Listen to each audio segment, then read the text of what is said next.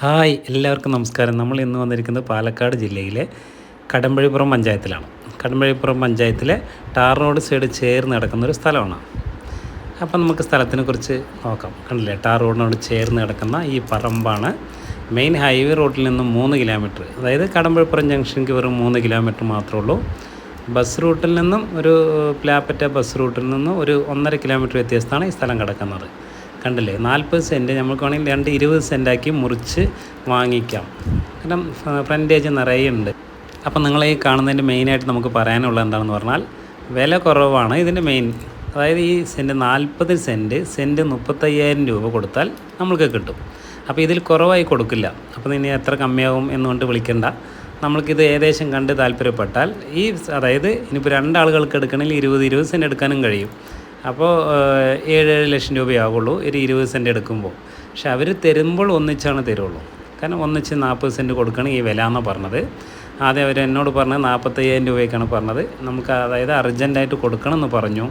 Tar road ചേർന്നിട്ടാണ്. വെള്ള സൗകര്യം താഴത്തൊക്കെ പാടമാണ്, വെള്ള സൗകര്യമൊക്കെ ഉള്ള. ഇതിൽ വെള്ളമില്ല, കിണറൊക്കെ കുഴിച്ചാൽ വെള്ളം കിട്ടുന്ന ഏരിയ തന്നെയാണ്.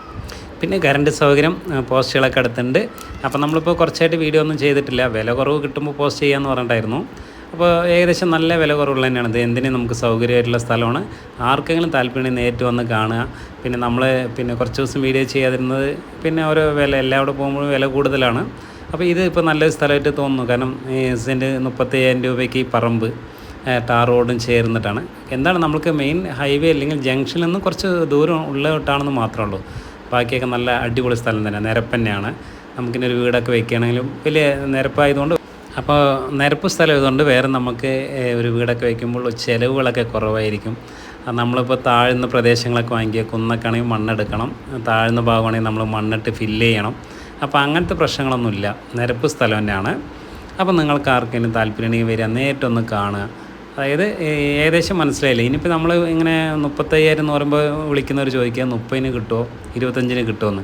കാരണം അങ്ങനെ ചോദിച്ചിട്ട് കാര്യമില്ല. അത് ഫൈനൽ റേറ്റാണ് അവർ പറഞ്ഞിരിക്കുന്നത്. താല്പര്യം ഉണ്ടെങ്കിൽ വിളിക്കുക. അടുത്ത വീഡിയോ വരെ ബൈ.